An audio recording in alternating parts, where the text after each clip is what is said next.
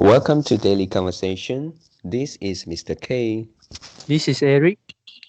Yeah, today is the 20th of March 2021 and the time now is 6:17 a.m.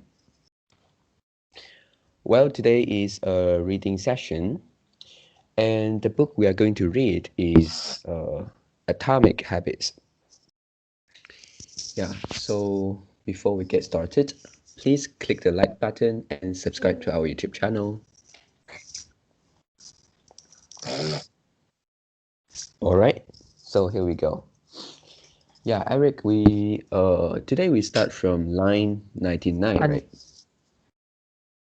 we start from, yeah, Is it 99? Yeah. Okay, and no, then sorry, we oh, start from line, line 100. 100. Okay, yeah, it's okay. Okay. Yep, and then yeah, I have a suggestion.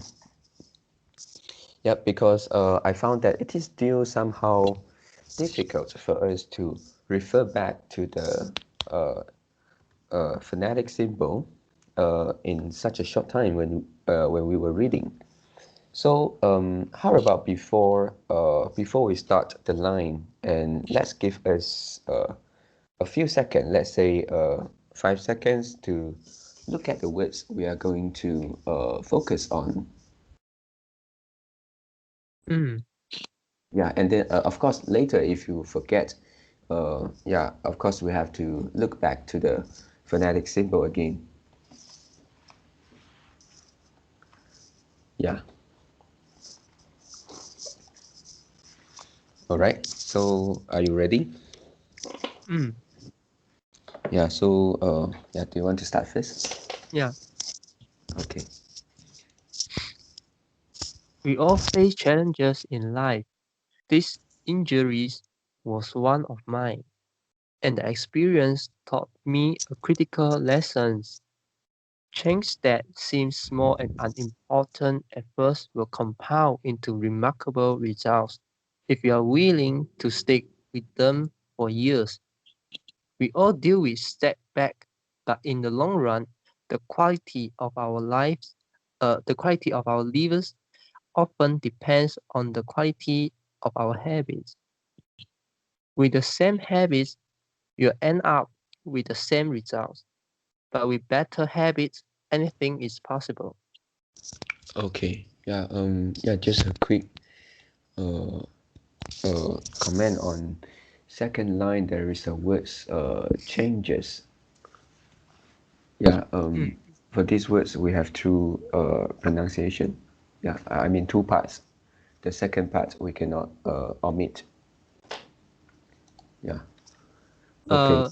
Uh, I still don't get it. For this one. Just now I heard that you say something like change, like change. Oh, mm, Yeah, for these words, we need to separate the pronunciation into two, like changes, oh, make it okay. more separate. Mm, mm. Okay, so line 101. Maybe they are, may, maybe they are people who can achieve incredible success overnight. I don't know any of them, and I certainly not one of them. There wasn't one defining moment on my journey from medically induced coma to academic or American. There were many. It was a gradual, uh, wait a minute, gradual evolution, a long series of small swings and tiny breakthroughs. The only way I made progress, the only choice I had, was to start small. And I employed this same strategy a few years later when I started my own business and began working on this book. How and why I wrote this book. In November 2012, I began publishing articles at jamersclear.com. For years, I had been keeping notes about my personal experiments, with habits, and I was finally ready to share some of them publicly. I began by I began by publishing a new article every Monday and Thursday.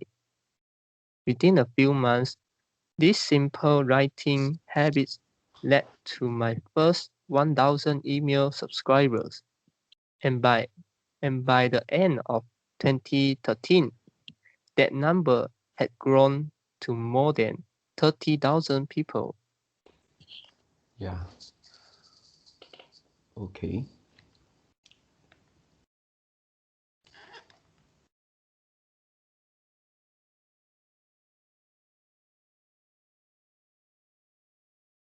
Yeah. In 2014, my email list expanded to over 100,000 subscribers, which made it one of the fastest growing newsletters on the internet. I had felt like an imposter when I began writing 2 years earlier, but now I was becoming known as an expert on habits, a new label that excited me but also felt uncomfortable. I had never considered myself a master of the topic, but rather someone who was experimenting alongside my readers. In 2015, I reached 200,000 email subscribers and signed a book deal with Penguin Random House to begin writing the book you are reading now. As my audience grew, so did my business opportunities. I was increasingly asked to speak at the top companies about the science of habit formations, behavior change, and continuous improvement. I found myself delivering keynote speeches speech at conferences in the United States and Europe. Yeah, the words is speeches. Oh, Alright, yeah. Okay, so continue.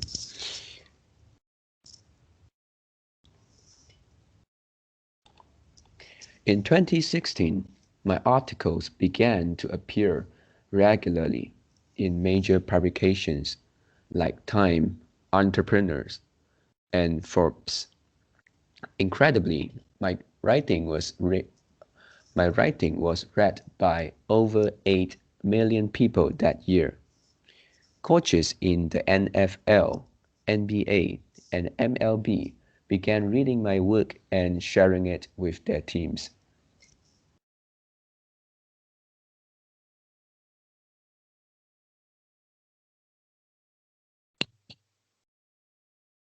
at the start of 2017, I launched the Habits Academy, which became the premier training platform for organizations and individuals interested in building better habits in life and work. Fortune 500 companies and growing startups began to enroll their leaders and train their staff in total.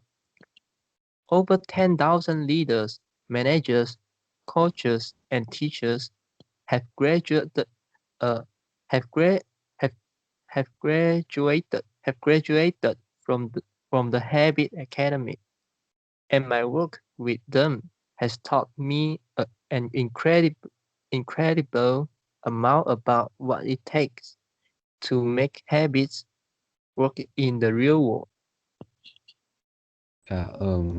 Yeah, for this word is pronounced as the first line is launch.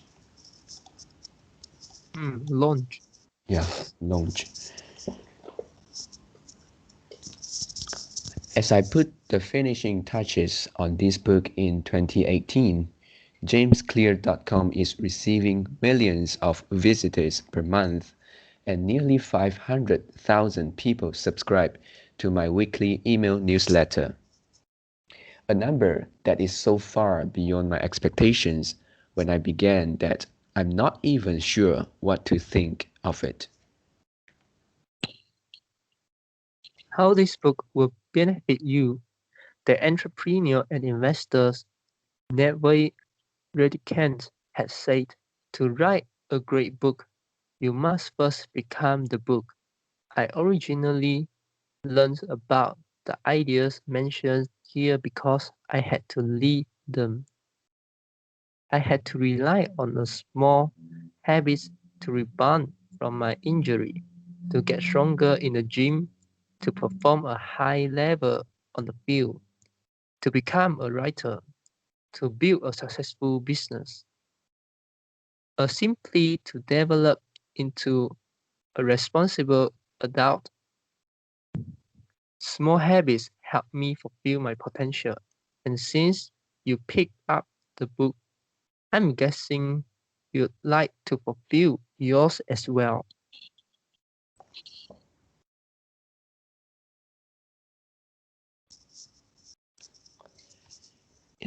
In the pages that follow, I will share a step-by-step plan by building better habits, not for days or weeks, but for a lifetime.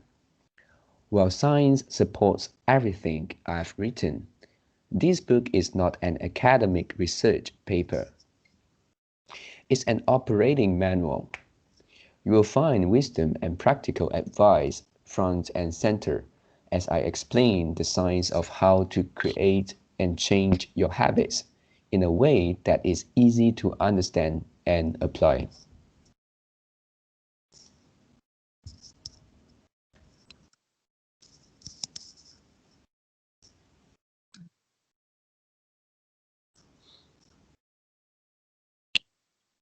Yeah, wait a minute. I certainly can't move the. Oh, yeah.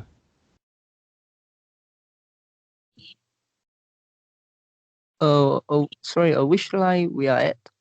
Now we start from 112. Okay.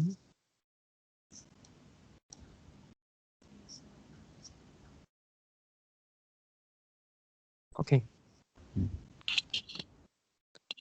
The fields I draw on: biology, neuroscience, philosophy, psychology, and more, have been around for many years. What I offer you is a synthesis of the best ideas smart people figured out a long time ago, as well as the most compelling discoveries scientists had made recently. My contributions, I hope, is to find the ideas that matter most and connect them in a way that is highly actionable. Anything wise in these papers, anything wise in these pages, you should credit to the many experts which preceded me. Anything foolish, assume it is my error. Yeah, for the words third line, it's pronounced like compelling. Compelling. Yeah, but the first part is com Com. compelling. Yeah, compelling. Yeah. Okay.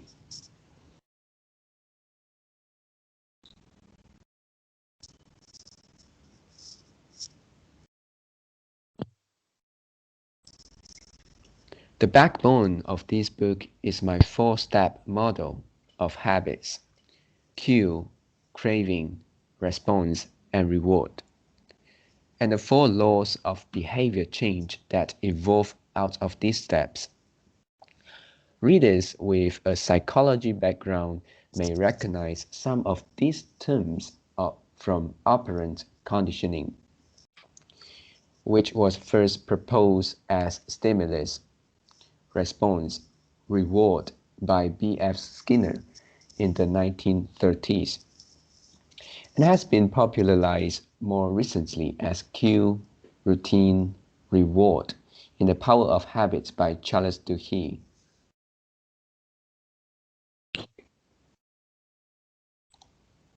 Behavioral scientists like Skinner realized that if you offer the right reward or punishment, you could get people to act in. a certain way. But while Skinner's model did an excellent job of explaining how external stimuli influence our habits, it lacked a good explanation for how our thoughts, feelings, and beliefs impact our behavior. Internal state, our moods and emotions matter. 2. In recent decades, scientists have begun to determine the connection between our thoughts, feelings, and behavior. This research will also be covered in these pages. Yeah. I think this is 1, 2, 3, 4, 5. The fifth line. Yeah. This one is pronounced as decades. Oh, So decade. yeah, the first part is air, decades.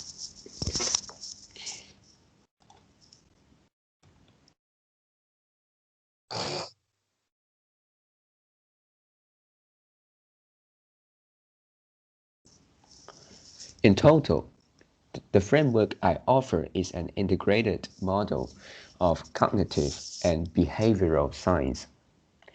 I believe it is one of the first models of human behavior to accurately account for both the influence of external stimuli and internal emotions on our habits. While some of the language may be familiar, I'm confident that details and the applications of the four laws of behavior change will offer a new way to think about your habits.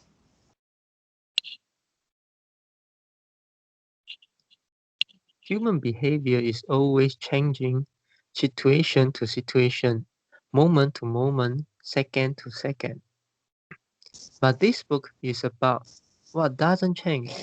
It's about the fundamentals of humans' behavior, the lasting principles that you can rely on year after year, the ideas you can build the business around, build a family around, build a life around.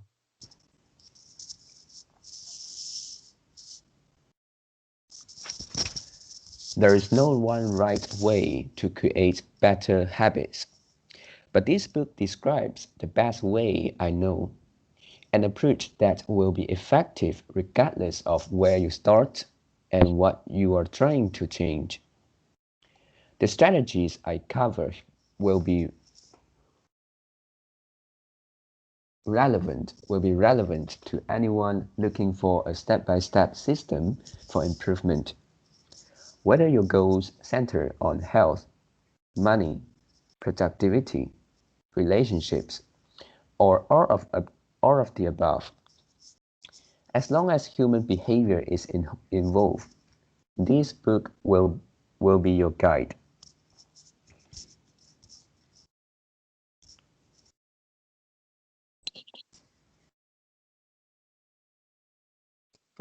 The fundamentals. Why tiny changes make a why tiny changes make a big difference. The surprising power of atomic habits. The fate of British cycling changed one day in 2003. The organization, which was the governing body for professional cycling in Great Britain, had recently hired Dave Brailsford as its new performance director. At the time, professional cyclists in Great Britain had endured nearly 100 years of medio- mediocrity since 1908. British riders had won just a single gold medal at the Olympic Games, and they had failed even worse in cycling's biggest race, the Tour de France. In 110 years, no British cyclist had even won the event. Yeah. Okay, for this word line 122, which is the name of this book. Yeah, this word is quite difficult to pronounce. It is like atomic. Atomic. Atomic. Yeah. Atomic. The second pronunciation is yeah. The second part is something between O and R. Because this is American pronunciation. So, for example, in American pronunciation, doctor is pronounced as doctor. So the dark is something between O and R. So here it's the same. It's atomic. Atomic. It's not completely R, but it is a mix of R and O. Atomic. Yeah, and then for this one, which is the Great Britain. Yeah, and then the second part is just ten, so it's Britain, and then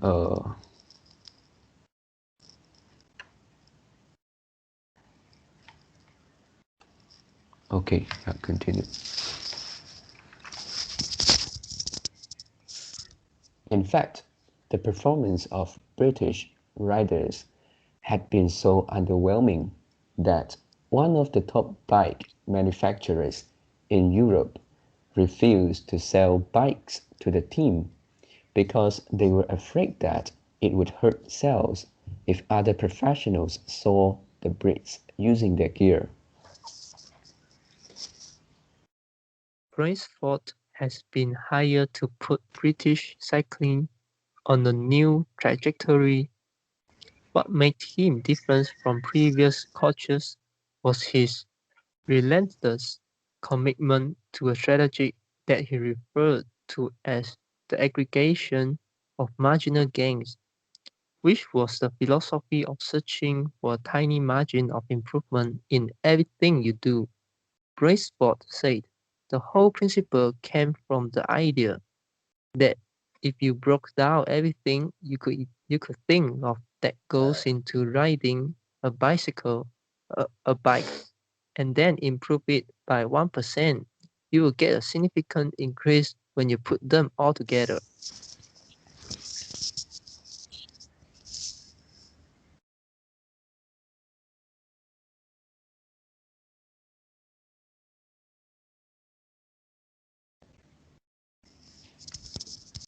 Bracefield and his coaches began by making small adjustments you might expect from a professional cycling team.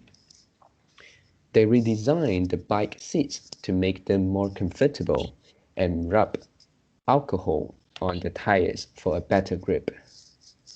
They asked riders to wear electrically heated overshorts to maintain ideal muscle temperature while riding and use biofeedback sensors to monitor how each athlete responded to a particular workout. The team tested various fabrics in a wind tunnel and had their outdoor riders switch to indoor racing suits, which proved to be lighter and more aerodynamic.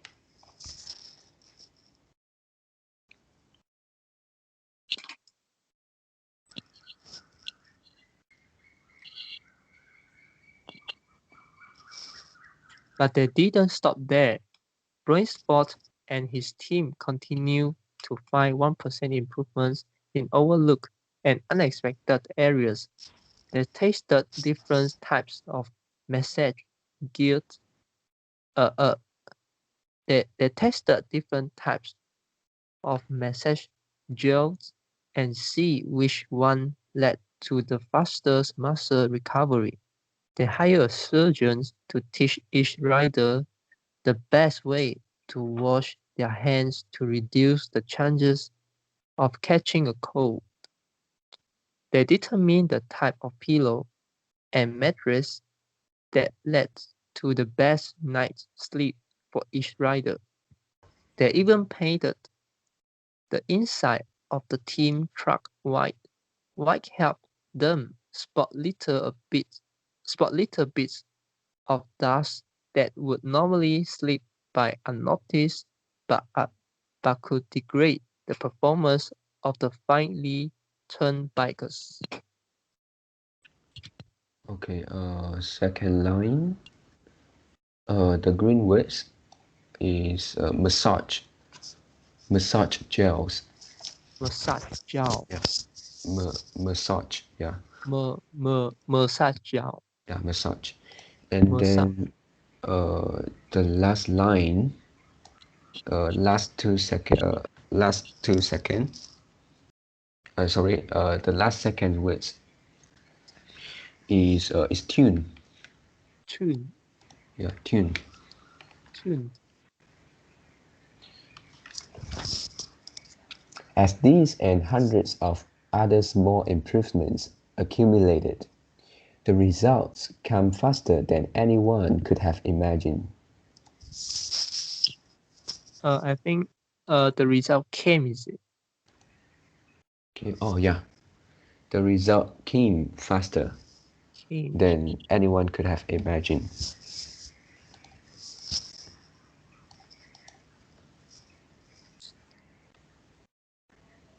Just 5 years after Braceforth took over, the British cycling team dominated the road and track cycling events at the 2008 Olympic Games in Beijing, where they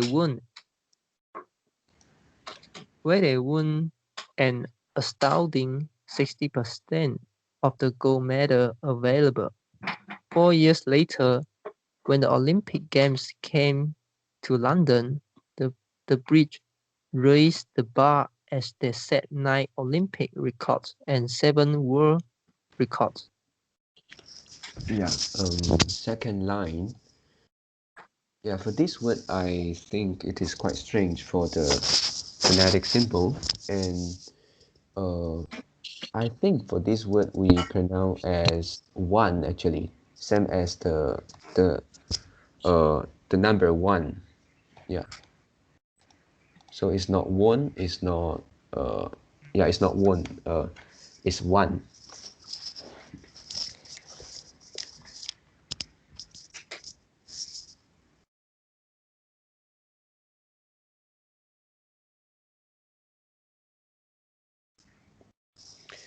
That same year, Bradley Wiggins became the first British cyclist to win the Tour de France.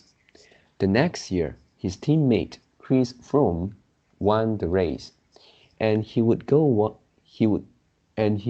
on to win again in 2015, 2016, and 2017, giving the British team 5 Tour de France victories in 6 years.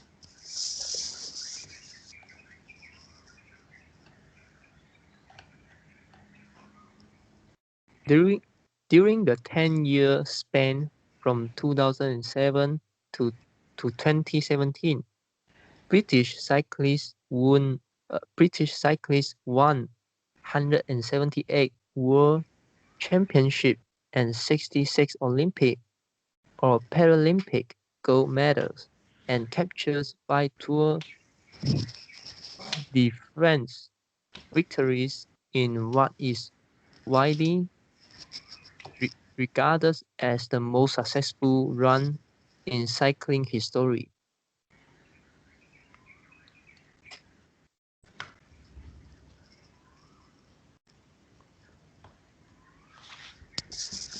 How does this happen? How does a team of previously ordinary athletes transform into world champions with tiny changes that, at first glance, would seem to make a modest difference at best? Why do small improvements accumulate into such remarkable results? And how can you replicate this approach in your own life? Why small habits make a big difference? It is so easy to overestimate the importance of one defining moment and underestimate the value of making small improvements on a daily basis. Too often, we convince ourselves that massive success requires massive action, whether it is losing weight, whether it is losing weight, building a business, writing a book, winning a championship, or achieving any other goal. We put pressure on ourselves to make some earth-shattering improvement that everyone will talk about.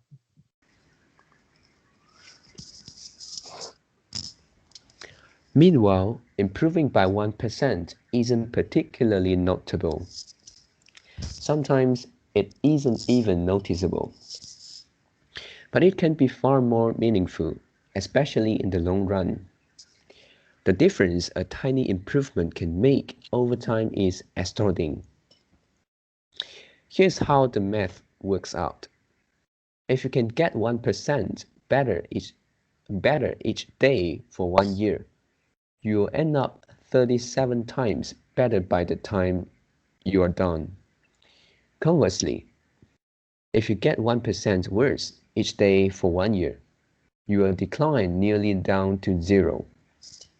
What starts as a small win or a minor setback accumulates into something much more. Mm. Yeah, Mr. K, I think we can stop at here. Oh, Mm. yeah, Because we haven't uh prepared it. yeah, both of us have prepared until this line. Mm, Okay. yeah. Mm. Yeah. So do you want to make a summary for what we have read Okay. or what we have So, read? yeah, for the story, right? Mm. Yeah. So basically, we starting from line 95, Mm. and it's about the writer say uh, he started to become popular and he gets more and more uh, subscribers. Yeah, and then he said uh, he how to say he said his success is due to the accumulation of small habit change, and then he also give an example example of the London cycling uh, yeah, the cycling team. Mm. Yeah, and then the coach uh, make changes little by little, uh, and even for 1% improvement in some very small uh, aspect, and they do it. So combining all the improvements, and uh, they successfully won a lot of championship, uh, which is uh, never happened in their history. Yeah. Mm. Yeah, and the first uh the Britain teams mm, uh means the seller of the bike don't even want Ah, to don't even want to sell the bike to these Britain teams. Yeah, because they want the uh yeah, they're afraid of allowing them to use their bikes, then it will affect the seller reputation. Yeah, because yeah. they can't win a medal is never mind, but they I think maybe their result is really terrible. Mm. Yeah. So yeah, so the seller don't even want to sell the bike to them. Mm. Mm. Yeah, and I think it's a new CEO. The new CEO comes. The new CEO comes. and he make some change, and he have a target, and he believe uh we cannot make a big change. Mm. And for this kind of team, Mm. and I think for other coaches, they don't even want to, they don't even know how to make a change. Mm. Mm. And for this coach, um what his approaches, the brace spot approaches is make 1% change in Mm. every field. Mm. We keep improving 1% uh at every field, and then at the end we will see the improvement. Yeah. Yeah, improvement 1%, it seems small, but if we improve every one every but we improve 1% at every field, like uh they do some research and try to find out the best massage massage massage drill. Mm. Yeah. Then so that their muscle can be recover better. Yeah. So uh they can work more harder. Mm, Yeah. in their training. And they also, yeah, they also concerned about the dust. Mm, Yeah. yeah, just paint it into white, Mm. so so make the dust visible or something like that. Yeah. Mm. So all these small improvement accumulated become a big change. So this is why the author want to give want to give this, yeah, want to give this to a subtitle of this book. The tiny changes make big difference. I think Mm. this is exactly talk about this. Mm, Yeah. yeah. Mm. So at the end, the cyclists, all the British cyclists, not all the, I mean the team, yeah, Mm. the British cyclists in the team, have won a lot of gold medal. Mm. Mm. Yeah. And just, I think it's after about 3 or 4 years, if I'm not wrong. Yeah, after 3 or 4 years, uh, of that training. Yeah, Mm. because Take times, right? yeah, it takes time. It takes time to train, to make change. Mm. Mm. And accumulate all the improvement. Yeah, so accumulate take times. Mm. Mm. Yeah. Yeah. Okay. So do you have anything want to add in? Um. Uh. Yeah. No. And yeah, it's better, right? For this time. I Mm. mean the process that we read aloud. Mm. Yeah. Yeah. And yeah. I think I can understand more about the the the story of this book. Mm. By the time when I was looking for words that I uh, don't know how to pronounce. Mm. And this is the second time. So yeah, I think this is a good way, better Mm. than last time. Last time, Yeah. and it is hard to really multitask to Mm. focus on pronunciation and also the story of the book. Mm. Yeah, Mm. and I think the summary is important. Is it? Yeah, hello. Yeah, I mean the summary at the end of the conversation is important. Mm. Yeah, yeah. Right. Mm. Okay. Okay, and then also maybe next time we need to prepare more pages just in Mm. case we finish before the time. Yeah. Hmm. All right. Okay. That's all for our today conversation. How do you feel? Did you enjoy the conversation? Please tell us what you think of our conversations. And we are not native speakers. If you found any vocab or grammar mistake that we made, please also comment to let us know, because we want to learn more and improve ourselves. Remember to like and subscribe to us. Thanks for watching. See you tomorrow. See you tomorrow.